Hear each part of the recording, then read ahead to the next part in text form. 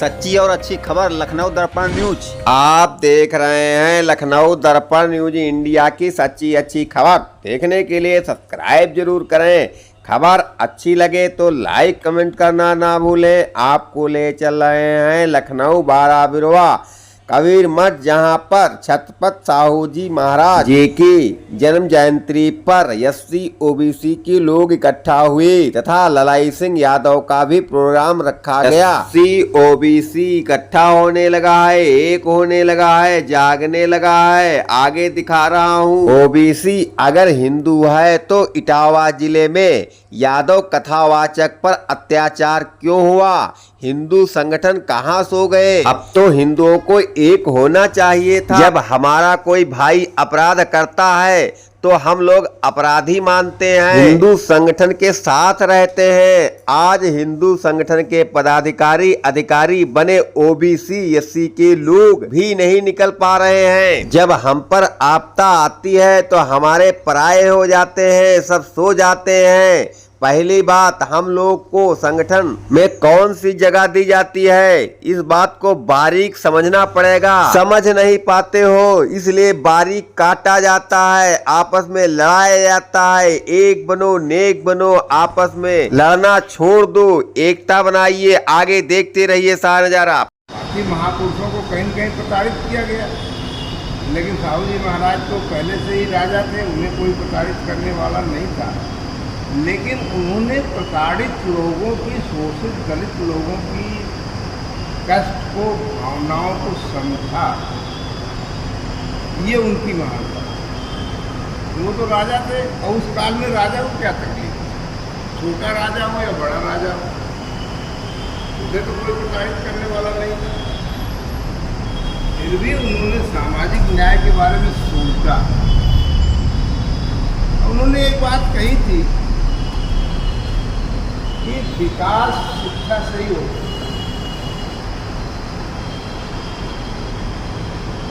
है। दो लोग में से एक में आरक्षण लागू किया, तमाम प्रयास किए। दूसरा महान कार्य था उनका कि बाबा साहब को उन्होंने आर्थिक सहयोग दे करके दूसरी बार विदेश भेजा। पहली बार तो बड़ौदा नरेश में किया था, लेकिन दूसरी बार जब उनको जाना हुआ तो उस समय सहायता किया था इन्होंने, सम्मान दिया, उनका मनोबल बढ़ाया। और साइमन कमीशन जब आया तो उन्होंने निवेदन किया बाबा एक आध पिछड़े वर्ग के नेताओं से कि आप उसका सम्मान करिए, क्योंकि विरोध हो रहा था साइमन कमीशन। सारी चीज़ें उनके जीवन को देख के लगता है कि वो हमारे बीच के थे। राजा होते हुए भी वो हमारे बीच के थे और हमारे दर्द को महसूस कर रहे हैं। ये ज़्यादा हम लोग रोज ही जयंती मना रहे हैं, कभी अम्बेडकर साहब की, कभी साहू जी की, कभी रैदास की, कभी ललाई सिंह की, कभी ज्योतिबा फुले की। समस्या ये है कि हम जयंती मनाने के बाद सीख कितना रहे हैं और उस रास्ते पर चल कितना रहे। तो जयंती मनाने से फायदा क्या?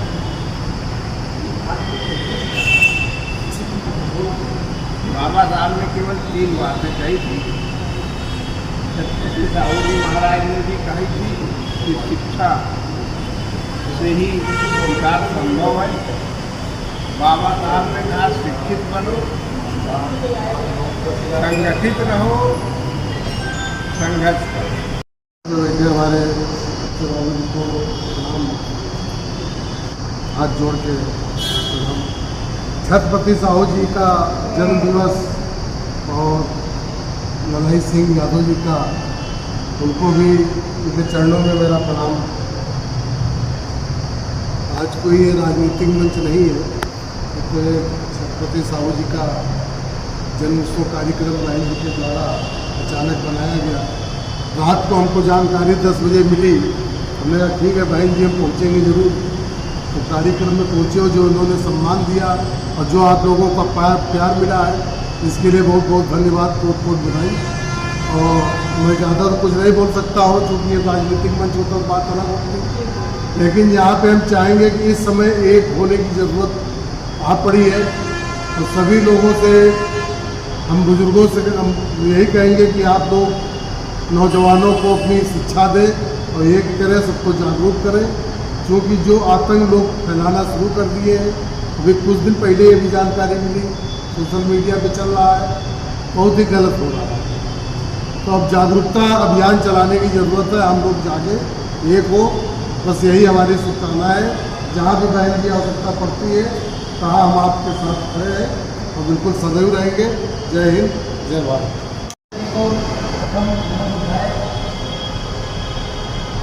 आज हमारे छत्रपति साहू जी महाराज परियार ललई सिंह यादव जी का जन्मोत्सव है और उस पर हमारी बड़ी बहन दीदी जी ने जो प्रोग्राम रखा इसके लिए साधुवाद है, अभिनंदन है।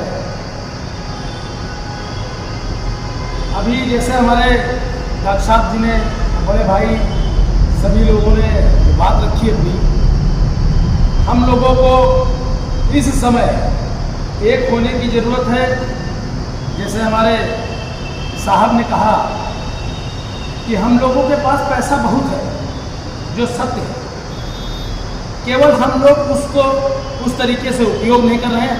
हमारे पैसे से वो हमसे ही लड़ रहे हैं। ये अंग्रेजों के शासन वाला कार्यक्रम जैसे चला रहे हैं। 1 लाख शादियाँ 1 लाख तिरही होते हैं और उसका जो भी पैसा हम लोग अपना गाढ़ी कमाई का पैसा रखते हैं, जो अपना पेट काट करके, कपड़ा फटा पहन करके, गमछा नहीं पहन करके, अपने सर पर एक छतरी नहीं लगाई, छप्पर पे रह के वो पैसा इकट्ठा करके और इन सब प्रोग्रामों में लगा देते हैं और उसका सारा श्रेय जो उच्च 2% के लोग ले जाते हैं। हम लोगों को चाहिए इस पर विशेष ध्यान दिया जाए। और आज हमारी देखा जाए तो ग्रंथों में जो पूर्व लिखा हुआ है, 2.5 अक्षर जो पढ़े सो 2.5 अक्षर प्रेम के पढ़े सो पंडित हुए।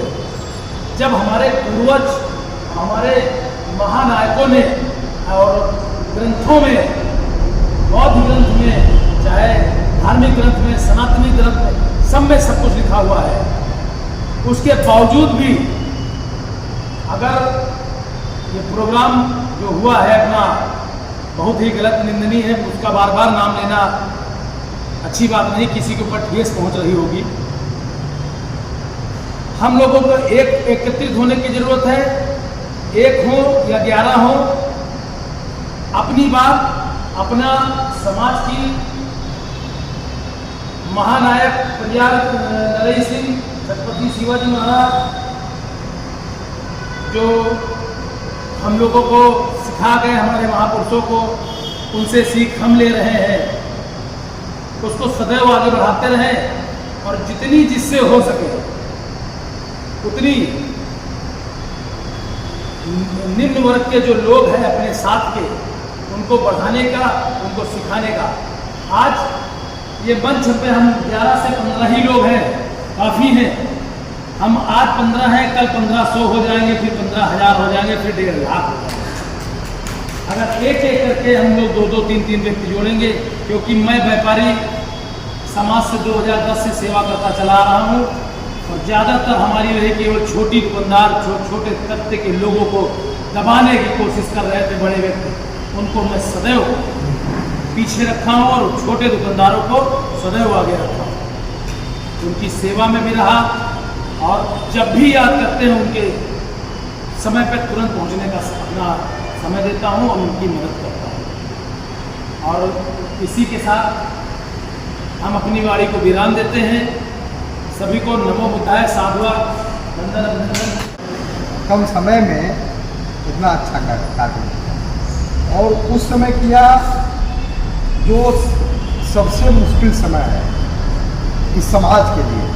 मुश्किल समय के क्यों कह रहे हैं? इटावा में जो हुआ, आप कुछ बोलिए आपको जेल हो सकती है, आप कुछ करिए आपके ऊपर प्रतिबंध लग जाएगा, आप कुछ करिए आपके ऊपर ईडी का छापा पड़ जाएगा। लेकिन ये सब हम लोग देख भी रहे हैं, तब भी कुछ नहीं से सीख रहे हैं। महापुरुषों की फोटो पर माला और उनके विचारों पर ताला, यही इस समाज की परिपाटी बनती है।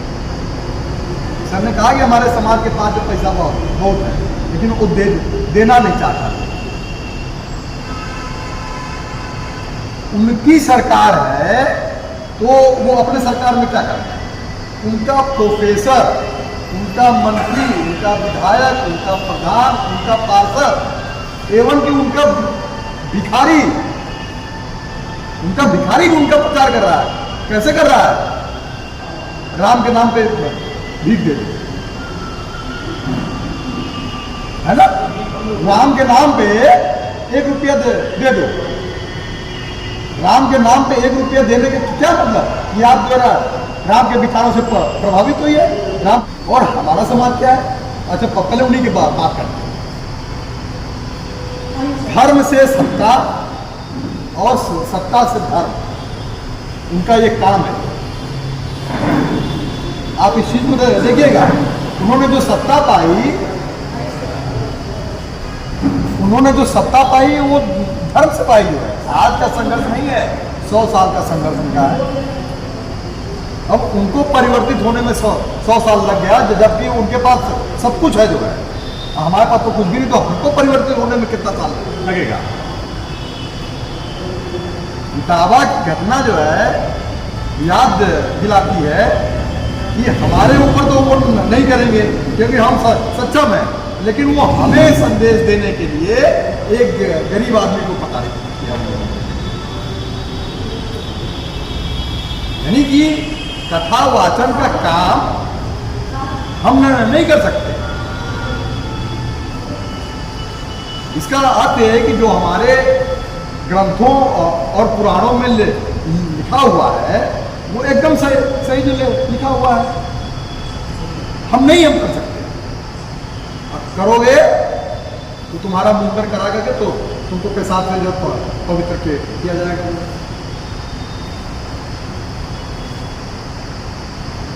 यही तो हुआ है। और आज सब लोग जो है वो है, हमारे तो पोस्ट पे कुछ लोग हैं वो लिख रहे हैं कि हमको तो अपार प्रसन्नता होगी। अरे ठीक है, तो हमने भी कहा कि आपको अपार प्रसन्नता हुई।